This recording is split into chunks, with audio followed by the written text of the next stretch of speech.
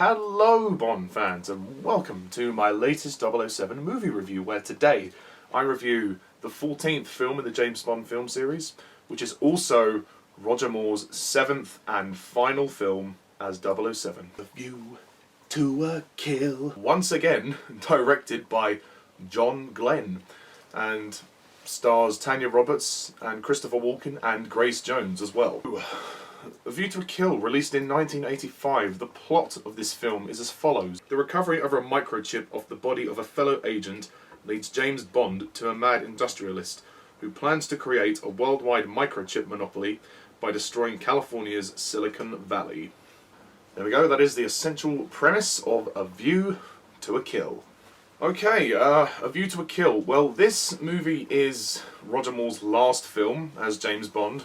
Sad face. And, of course, this one is not regarded highly as far as the fandom is concerned, or at least from my knowledge. As for my opinion on this film, I like this film. I won't go so far as to call this movie great. I won't say this film is a masterpiece, but I think it's good, solid, fun. It's a fun way for Roger Moore to leave the series. I don't think this is Roger Moore's greatest film by any means, nor is it his worst. I think it's somewhere in the middle. I'd rank it somewhere in the middle of his era. I think it's probably better than the last two films, but I don't know. I'd have to do a proper ranking video to find out. For one thing, let's get this out of the way. Roger Moore's age in this movie. Roger Moore was 57 when he made this film. Roger Moore was indeed 57. And yes, he is starting to lose his, not enthusiasm, but lose his energy, I think is the word. I will always have the utmost respect and admiration for Sir Roger Moore, for his contribution to the Bond series, and for all 7 of his movies. I really appreciate what he did for us. However, I can't deny that as much as I love Roger Moore in this film, he is a bit too old to be James Bond in this film. It's a real shame. I think this is the last time he could ever get away with it. Starting to notice a lot more in some of the action sequences that they're using a lot more doubles, but credit where credit is due, Roger Moore himself gives a very solid performance, and I like that they've changed up his character a little bit in a way. In this film, him and Stacey obviously are a certain age apart, so Bond does not immediately sleep with Stacey, which I kind of like. That's a nice decision, so they are conscious of his age and they have addressed it. At first, treated Bond and Stacey in a more paternal way. Bond would actually tuck Stacey into her bed and not actually have sex with her, which in a way I kind of appreciate, because he knows he's older and he knows he kind of shouldn't really be doing this. There are references to his age in the film. Zorin even says, "You're out of your depth," and he even says to him, "Well, if you're the best, then they'll probably try and cover up your embarrassing incompetence." Constantly, Zorin is actually beating Bond down for his age. And you can see that Roger Moore is trying to go for a slightly emotional angle with this.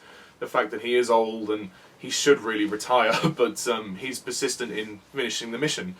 And, I mean, in a way it brings a nice closure to Roger Moore's era. I'm not saying that this is done effectively well, but I'm just saying at least it's implied that they have addressed his age, and they have addressed that this is somewhat going to be his last mission. It's not given with complete finality, but at least the implication of it is nice. Roger Moore's performance in the movie is good. It is good, and I think his energy is much... He's certainly giving much more of the charm with the ladies in this film, but it's a shame he's sort of too old for all of them. It's a real shame. I try and look past that, because I can still enjoy this movie, and I still think this movie is fun. The villains of the film are actually pretty good, you know. Max Zorin, played by Christopher Walken, this guy's a psychopath. He's a scumbag. Zorin is an industrialist, and he's a complete maniac. I mean, we've never seen a Bond villain up to this point this unhinged. Literally, there is a scene where he literally flat out murders all of his workers. Roger Moore actually found that scene a little uncomfortable, but I think in a way it's kind of effective because it shows how much of a bastard he really is, and he double-crosses everyone, he kills all his workers, he even betrays Mayday as well. He's just a nasty piece of work. I also like the idea that Zorin was once a KGB agent, and he sort of defected, or he was since removed. There's that interesting meeting that he has with Gotell, where they talk about that. It's, Christopher Walken is good in the movie, and I think his villain is pretty good, Zorin. I think he's a very unhinged slime ball, so to speak. I mean, he doesn't even seem bothered that Mayday is sleeping with Bond. There's that moment when Bond is in the bed waiting for her, and then he may as well have just said, "Go on, go fuck him. Go!" He may as well have just said that, because he doesn't give a shit, clearly. Grace Jones is pretty good as Mayday. She's definitely one of the more butch Bond girls. She's quite tough. She appears to be Zorin's henchwoman. And I like her character, actually, I really do. What I like about Mayday is her conversion to the good side is actually very dramatic. It's not like Jaws, where they make him fall in love with someone.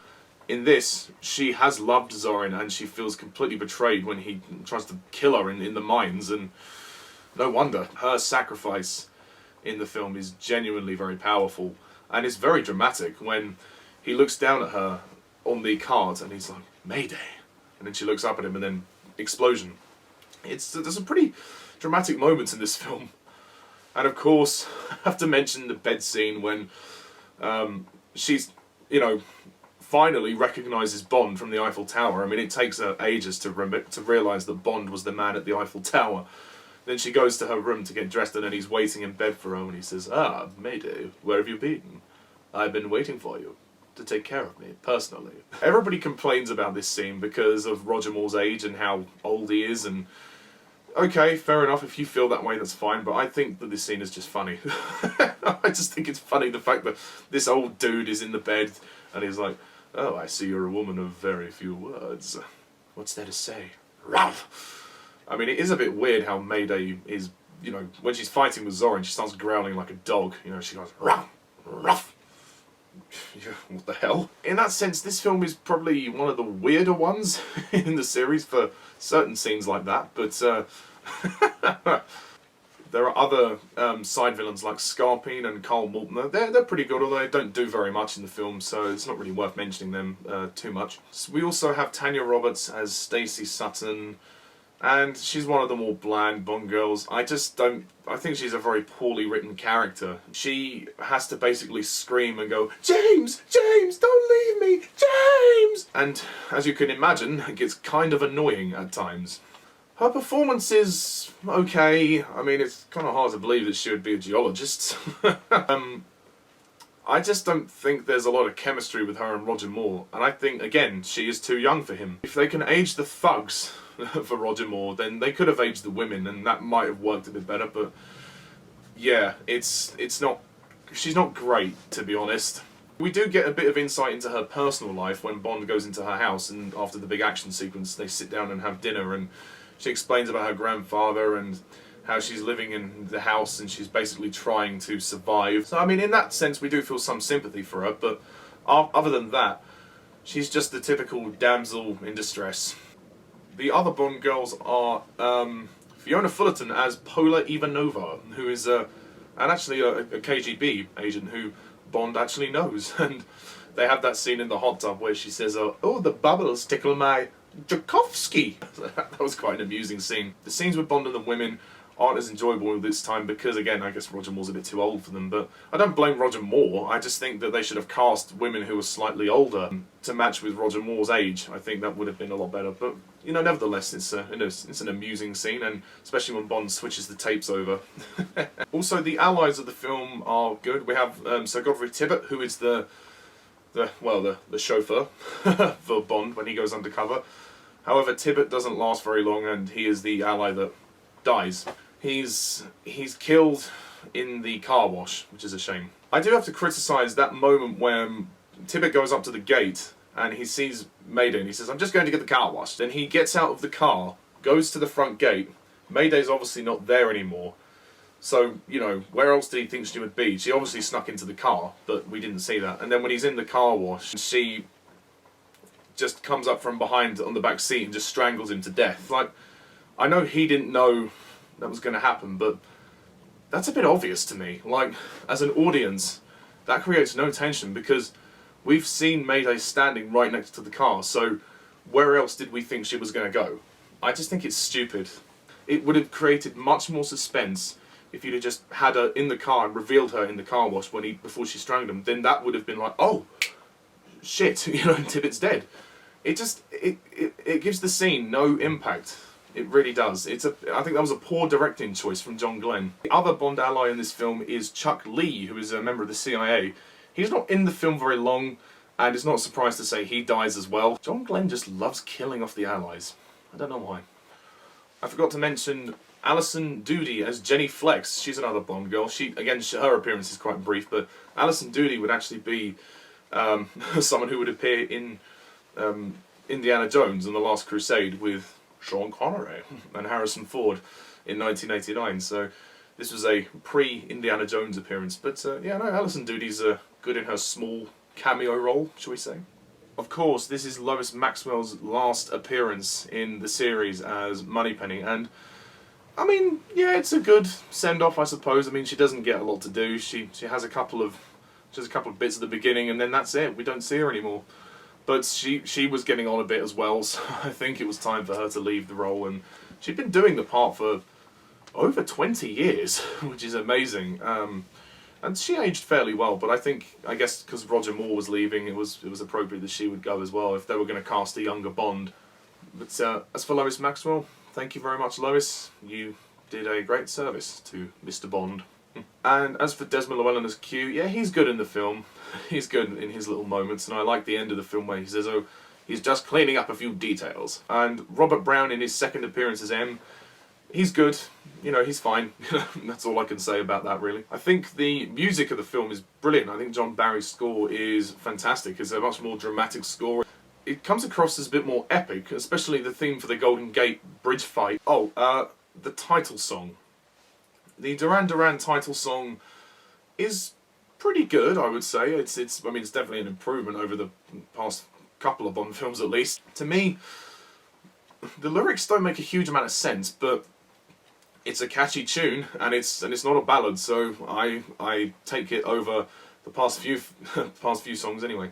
The title sequence of the film is quite visually engaging. Like, there's moments where there's women skiing with like neon lights, and there's like targets, obviously view to a kill targets. But the actual sequence is a bit random, and I guess it doesn't fit entirely with the film, but I think it's a better sequence to look at than the previous couple of films, so I give it that. The action sequences are very well done. I think the pre-opening scene, although well done, has that very random scene where they play the California Girl song, which I think is a bit out of place, to be honest. I think they should have just cut that bit out and just had that action sequence with the John Barry score, because it takes away the tension. It's just for a cheap laugh, and I can see what they were trying to do, but it didn't really do much for me. I just thought it was a bit random. The other action sequences are good as well, like the fire truck chase when Bond is hanging off the ladder. That's pretty good. The elevator sequence is quite well done, even though, again, Roger Moore's age is a little slower than he normally is, but I can still find enjoyment. My favourite action scene is definitely the Golden Gate fight. That is just amazing. I love that fight. It's pretty epic, and the scale of it is pretty huge. And how Bond was able to hang on to the rope for that long while the Zeppelin was travelling all the way to the bridge was quite something. I think in the mines is very good and very explosive. I think they've gone out of their way to make this a much more epic film for Roger Moore's last film. The Eiffel Tower scene is good when there's that impressive stunt when Mayday jumps off of the Eiffel Tower and then Bond pursues Mayday in the car chase, which is quite thrilling, I must say. The horse racing sequence is also good, although you can tell where the stunt doubles are being used, but it's not a huge deal. As I said to you earlier, they had to age the thugs to make it look like that Roger Moore could conceivably beat them in a fight scene. There's two big heavies who are slightly older and have got grey beards who fight Bond and Tibbet down in the little factory where they box up all the steroids and all of that. I think at times the pacing of A View to a Kill can drag slightly. I think the film's a teeny bit long. I think they could have reduced 10 minutes out of it, but it's not a huge complaint, really. The film is fairly brisk for what it is, I must say. So, to kind of wrap things up, I think A View to a Kill is a pretty solid film to end the Roger Moore era on. It's good, and this is the first film where, at the end of the film, they say James Bond will return, but they don't have the name of the film, so it doesn't say James Bond will return in the living daylights, it just says James Bond will return.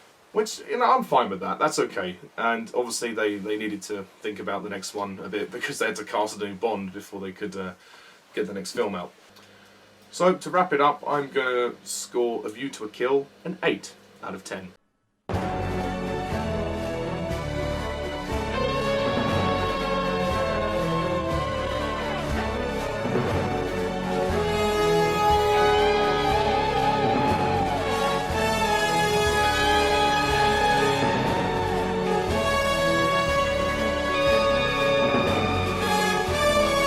Yes, A View to a Kill.